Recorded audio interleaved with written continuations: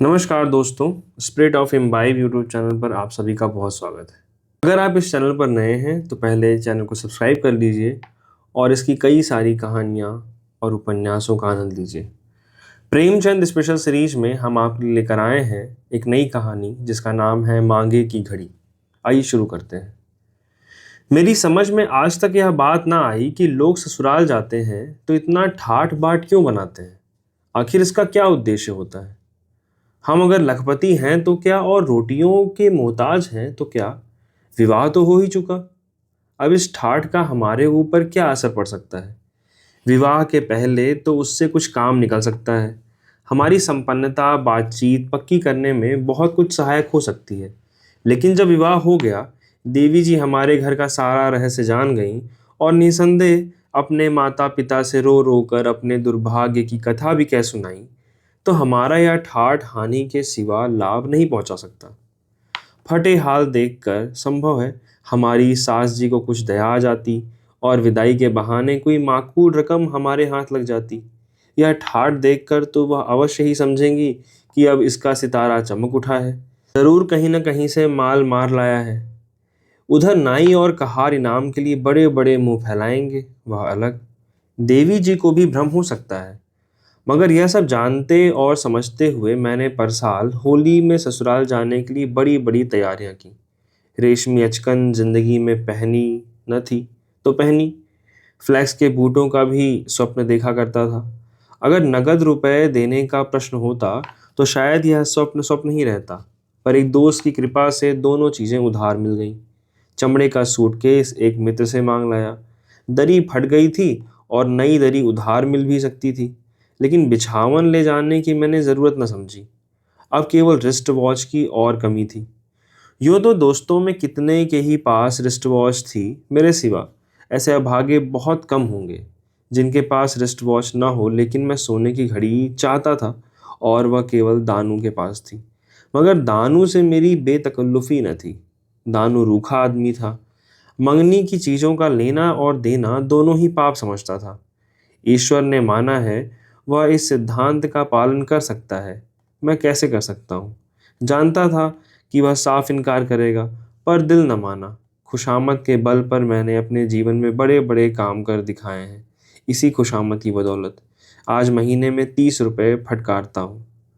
1,000 ग्रेजुएटों से कम उम्मीदवार न थे, लेकिन सब मुंह ताकते रह गए और बंदा मूंछों पर ताव देता हुआ घर आया।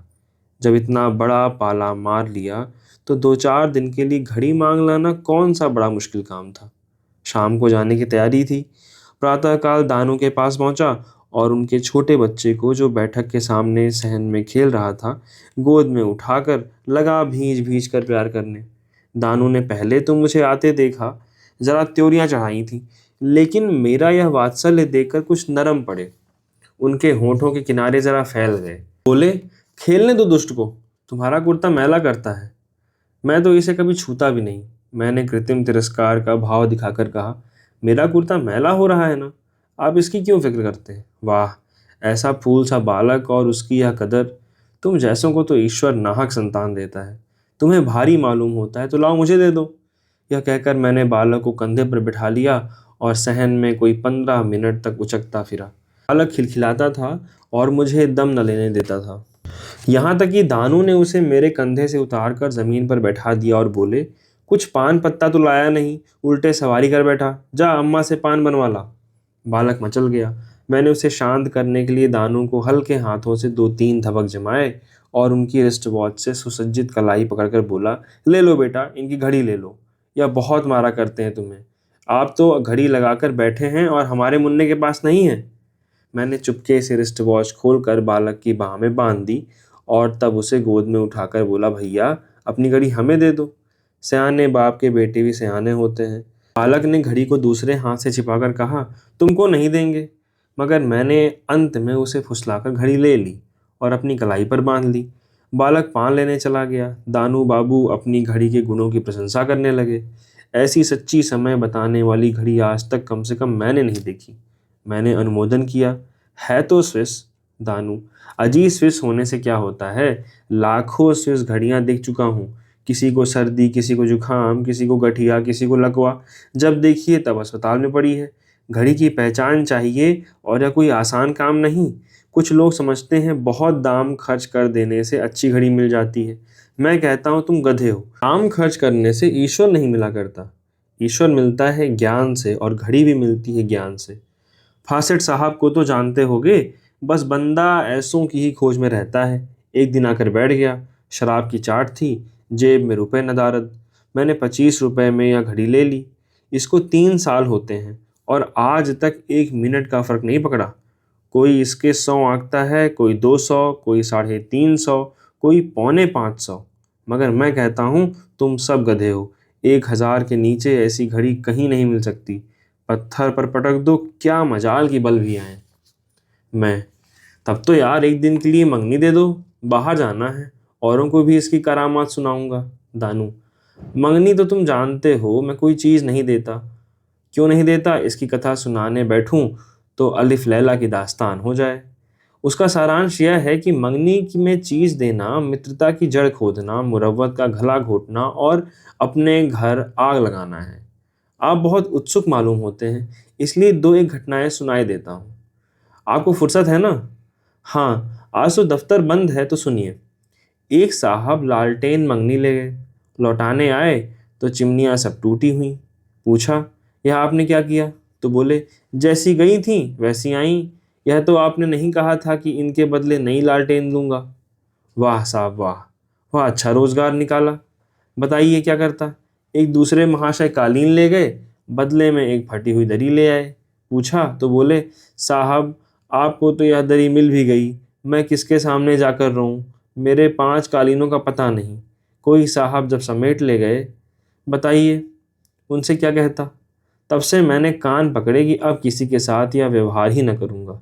सारा शहर मुझे बेमुरव्वत, मक्खी चूस और जाने क्या क्या कहता है, पर मैं परवाह नहीं करता। लेकिन आप बाहर जा रहे हैं और बहुत से आदमियों से आपकी मुलाकात होगी। संभव है कोई इस घड़ी का गाहक निकल आए, इसलिए आपके साथ इतनी सख्ती न करूँगा। हाँ, इतनी अवश्य कहूँगा कि मैं इसे निकालना चाहता हूँ और आपसे मुझे सहायता मिलने की पूरी उम्मीद है। अब कोई दाम लगाएं तो मुझसे आकर कहिएगा। मैं यहाँ से कलाई पर घड़ी बांधकर चला तो ज़मीन पर पाँव न पड़ते थे। घड़ी मिलने की इतनी खुशी न थी जितनी एक मुड्डू पर विजय पाने की। वाह, कैसा फांसा है बच्चा को। वह समझते थे कि मैं बड़ा सयाना हूँ, यह नहीं जानते थे कि यहाँ उनके भी गुरु घंटाल हैं।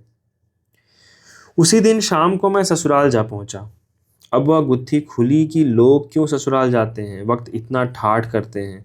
घर में हलचल पड़ गई। मुझ पर किसी की निगाह न थी। सभी मेरा साथ सामान देख रहे थे। कहार पानी लेकर दौड़ा, एक साला मिठाई की तश्तरी लाया, दूसरा पान की। नाइन झांक झांक कर देख गई और ससुर जी की आंखों में तो ऐसा गर्व झलक रहा था मानो संसार को उनके निर्वाचन कौशल पर सिर झुकाना चाहिए।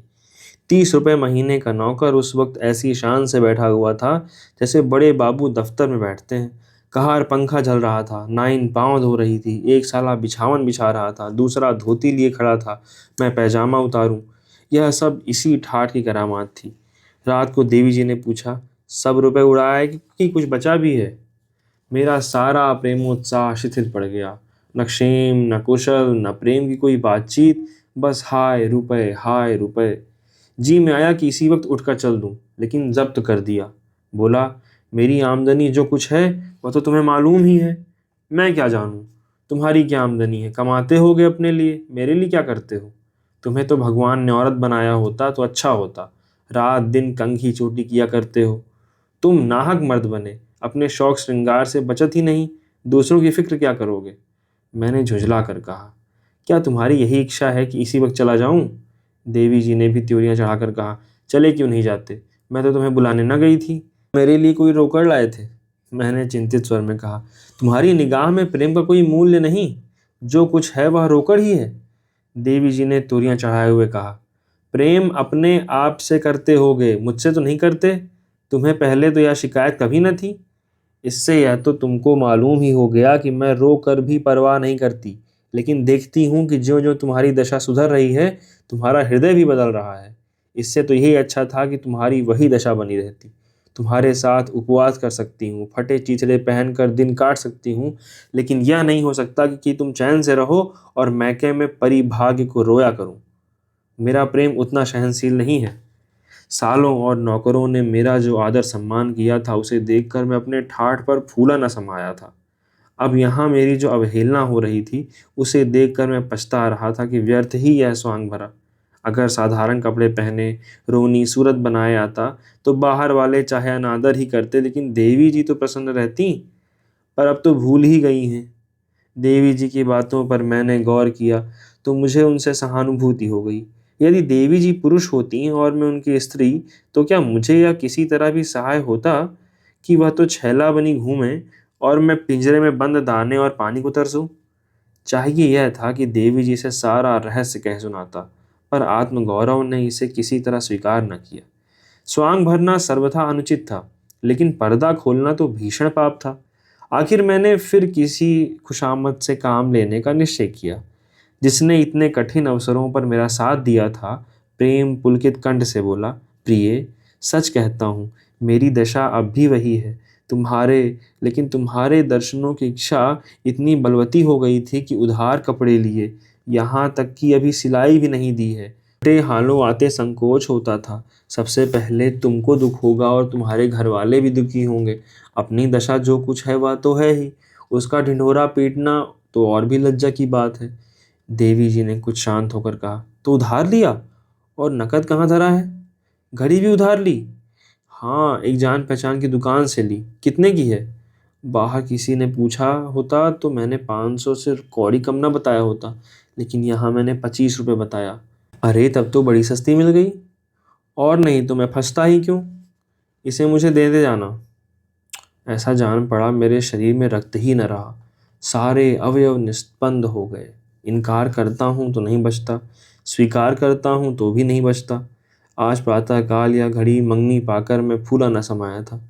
इस समय वह ऐसी मालूम हुई मानो कौड़ियाला गेंडली मारे बैठा हो। बोला, तुम्हारे लिए कोई अच्छी घड़ी ले लूँगा? जी नहीं, माफ़ कीजिए, आप ही अपने लिए दूसरी घड़ी ले लीजिएगा। मुझे तो यही अच्छी लगती है, कलाई पर बांधे रखूँगी।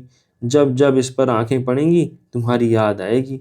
देखो, तुमने आज तक मुझे फूटी कौड़ी भी नहीं दी है। अब इनकार करोगे तो फिर कोई चीज़ न मांगूंगी। देवी जी के कोई चीज़ न मांगने से मुझे किसी विशेष हानि का भय न होना चाहिए था, बल्कि उनके इस विराग का स्वागत करना चाहिए था। पर न जाने क्यों मैं डर गया। कोई ऐसी युक्ति सोचने लगा कि वह राजी हो जाएं कि घड़ी भी न देनी पड़े। बोला, घड़ी क्या चीज़ है? तुम्हारे लिए जान हाजिर है प्रिय। लाओ, तुम्हारी कलाई पर बांध दूं। लेकिन बात यह है कि वक्त का ठीक ठीक अंदाज न होने से कभी कभी दफ्तर पहुंचने में देर हो जाती है और व्यर्थ ही फटकार सुननी पड़ती है। घड़ी तुम्हारी है, किंतु जब तक दूसरी घड़ी न ले लूं, इसे मेरे पास रहने दो। मैं बहुत जल्दी सस्ते दामों की घड़ी अपने लिए ले लूंगा और तुम्हारी घड़ी तुम्हारे पास भेज दूंगा। इसमें तो कोई आपत्ति न होगी। देवी जी ने अपनी कलाई पर घड़ी बांधते हुए कहा, राम जाने तुम बड़े चकमेबाज हो। बातें बनाकर काम निकालना चाहते हो। यहाँ ऐसी कच्ची गोलियां नहीं खेली हैं। यहाँ से जाकर 2-4 दिन में दूसरी घड़ी ले लेना। 2-4 दिन जरा सवेरे दफ्तर चले जाना। अब मुझे और कुछ कहने का साहस नहीं हुआ। कलाई से घड़ी के जाते ही हृदय पर चिंता का बहार सा बैठ गया। ससुराल में 2 दिन रहा पर उदास और चिंतित। दानू बाबू को क्या जवाब दूंगा, यह प्रश्न किसी गुप्त वेदना की भांति चित्त को मसोसता रहा। घर पहुंचकर जब मैंने सजल नेत्र होकर दानू बाबू से कहा, घड़ी तो कहीं खो गई, खेद या सहानुभूति का एक शब्द भी मुंह से निकालने के बदले उन्होंने बड़ी निर्दयता से कहा, इसीलिए मैं तुम्हें घड़ी न देता था। आखिर वही हुआ जिसकी मुझे शंका थी। मेरे पास वह घड़ी 3 साल रही, एक दिन भी इधर उधर ना हुई। तुमने 3 दिन में वारा न्यारा कर दिया। आखिर कहाँ गए थे? मैं तो डर रहा था कि दानू बाबू न जाने कितनी घुड़कियां सुनाएंगे। उनकी यह क्षमाशीलता देखकर मेरी जान में जान आई। बोला, जरा ससुराल चला गया था। तो भाभी को लिवा आया है? जी, भाभी को लिवा आता। अपनी गुजर होती ही नहीं, भाभी को लिवा कहाँ से आता? आखिर तुम इतना कमाते हो, वह क्या करते हो? कमाता क्या हूँ, अपना सिर 30 रुपये महीने का नौकर हूँ। तो 30 खर्च कर डालते हो? क्या 30 रुपये मेरे लिए बहुत हैं? जब तुम्हारी कुल आमदनी 30 है, तो यह सब अपने ऊपर खर्च करने का तुम्हें अधिकार नहीं है। बीवी कब तक मैके में पड़ी रहेगी? जब तक और तरक्की नहीं होती तब तक मजबूरी है।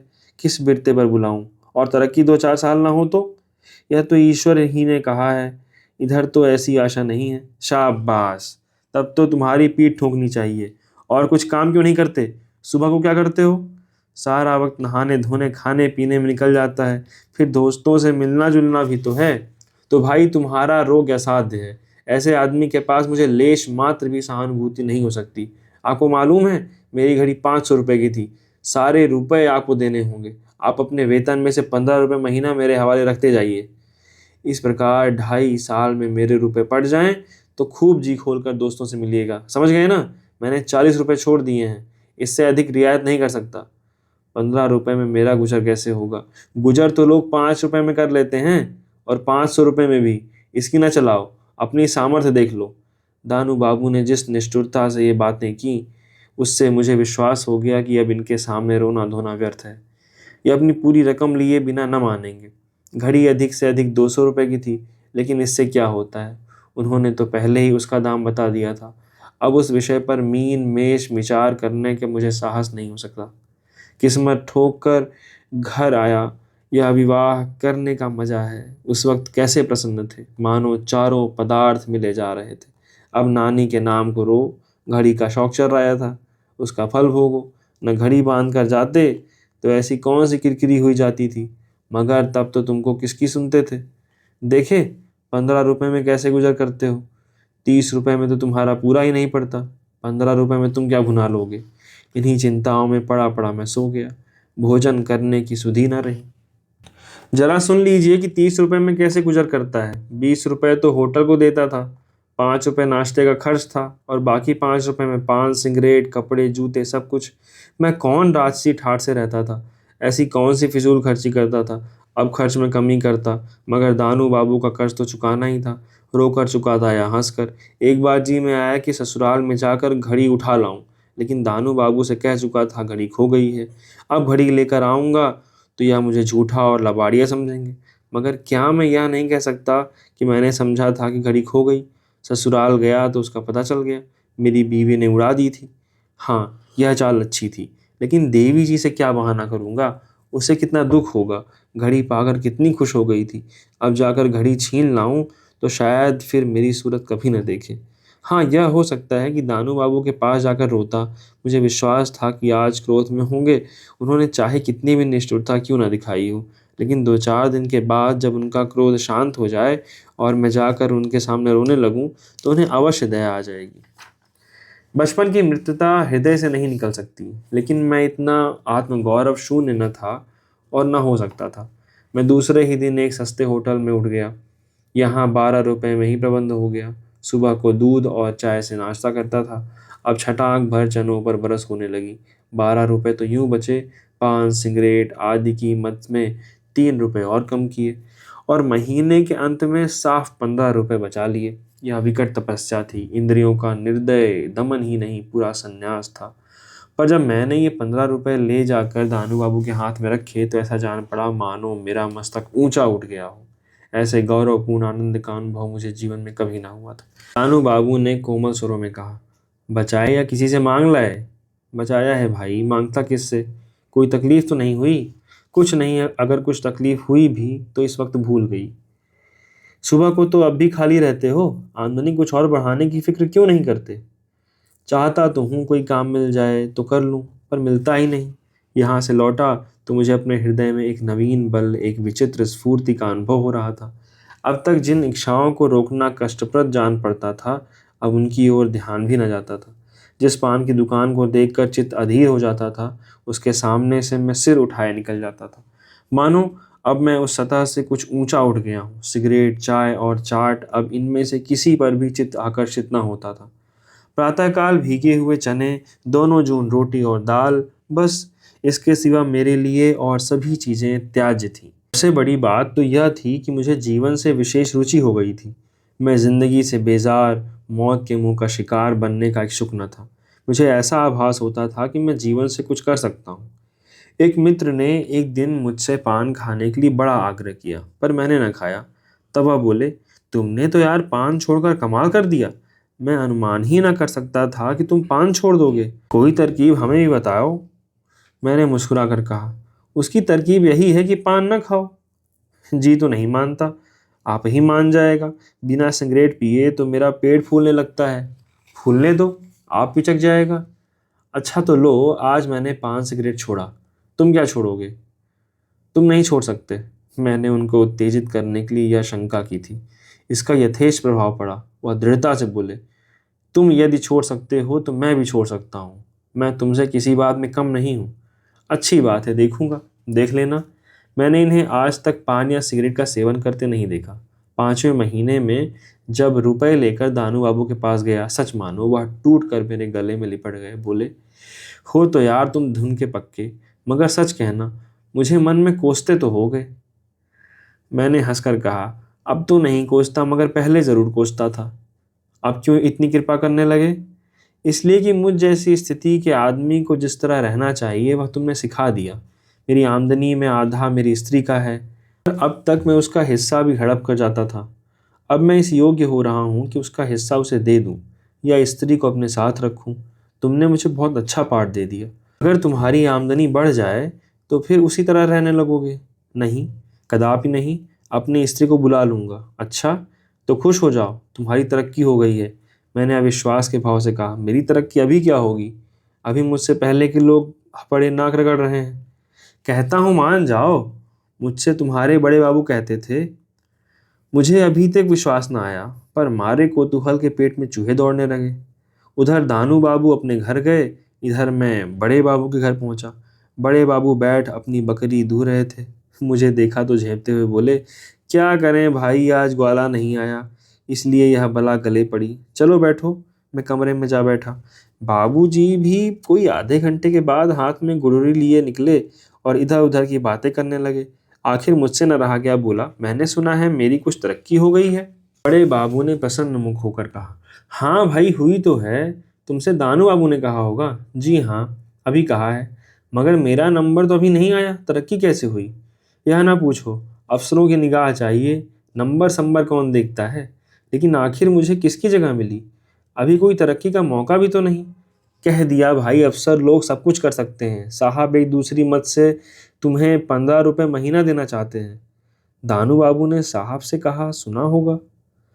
किसी दूसरे का हक मारकर तो मुझे ये रुपए नहीं दिए जा रहे हैं। नहीं, यह बात नहीं, मैं खुद इसे मंजूर न करता। महीना गुजरा, मुझे 45 रुपए मिले, मगर रजिस्टर में मेरे नाम के सामने वही 30 रुपए लिखे थे। बड़े बाबू ने अकेले बुलाकर मुझे रुपए दिए और ताकीद कर दी कि किसी से कहना मत, नहीं दफ्तर में बावेला मच जाएगा।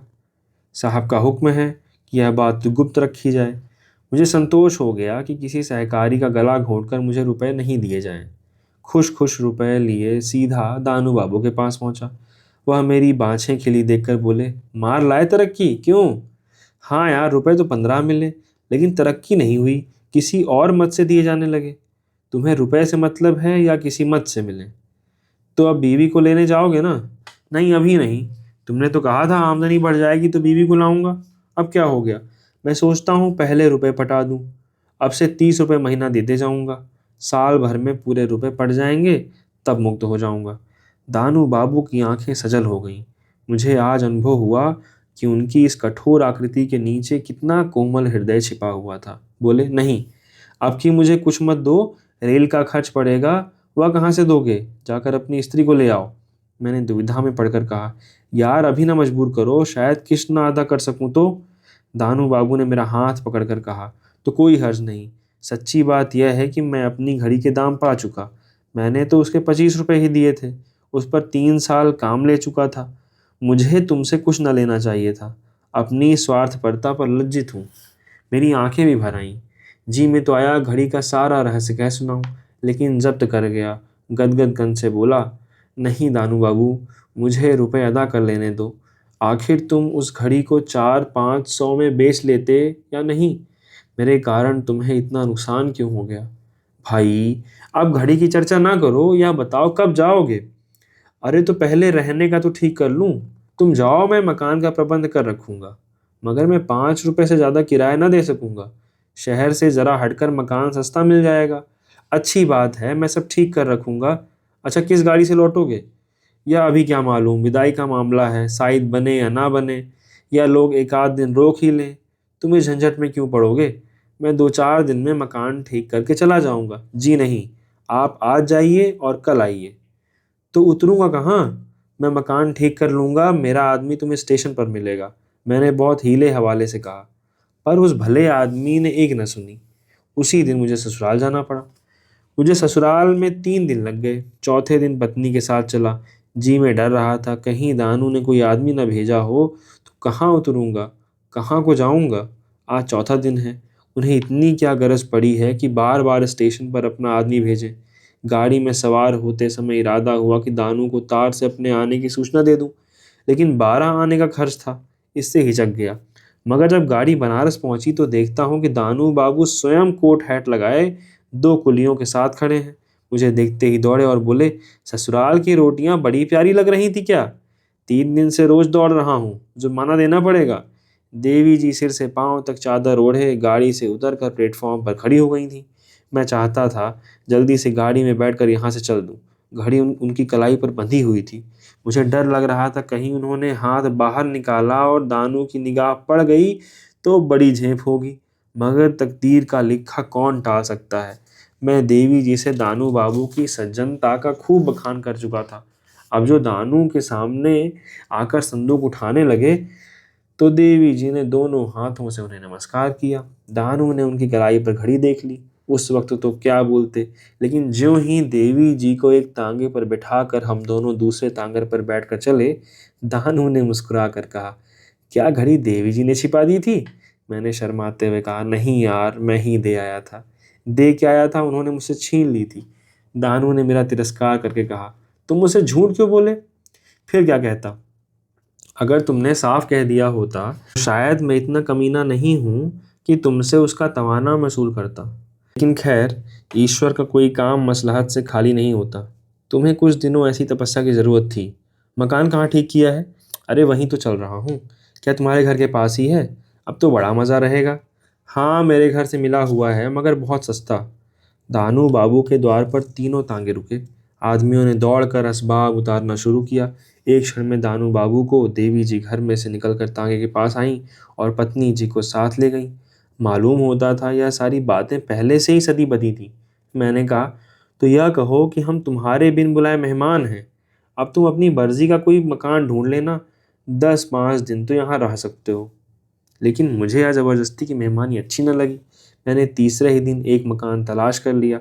विदा होते समय दानू ने 100 रुपये लाकर मेरे सामने रख दिए और कहा, यह तुम्हारी अमानत है, लेते जाओ। मैंने विस्मय से पूछा, मेरी अमानत कैसे? दानू ने कहा, 15 रुपये के हिसाब से 6 महीने के 90 रुपये हुए हैं और 90 रुपये सूद। मुझे दानू की यह सज्जनता बोझ के समान लगी। बोला, तो तुम घड़ी ले लेना चाहते हो? फिर घड़ी का जिक्र किया तुमने। उसका नाम मत लो। तुम मुझे चारों ओर से दबाना चाहते हो। हाँ, दबाना चाहता हूँ। फिर तुम्हें आदमी बना देना चाहता हूँ। नहीं तो उम्र भर तुम यहाँ होटल की रोटियां तोड़ते और तुम्हारी देवी जी वहाँ बैठी तुम्हारे नाम को रोती। कैसी शिक्षा दी है, इसका एहसान तो ना मानोगे? यूं कहो तो आप मेरे गुरु बने हुए थे। जी हाँ, ऐसे गुरु की तुम्हें ज़रूरत थी। मुझे विवश होकर घड़ी का जिक्र करना पड़ा। डरते डरते बोला, तो भाई घड़ी, फिर तुमने घड़ी का नाम लिया। तुम खुद क्यों मजबूर कर रहे हो? वह मेरी ओर से भावच को उपहार है और ये 100 रुपये मुझे उपहार मिले हैं। जहान में पास होने का इनाम है। तब तो डबल उपहार लिया होगा। तुम्हारी तकदीर ही अच्छी है, क्या करूं। मैं रुपए यूं न लेता था, पर दानू ने मेरी जेब में डाल दिए। लेने पड़े। इन्हें मैं सेविंग बैंक में जमा कर दिया। 10 रुपये महीने पर मकान लिया था। 30 रुपये महीने खर्च करता था। 5 रुपये बचने लगे।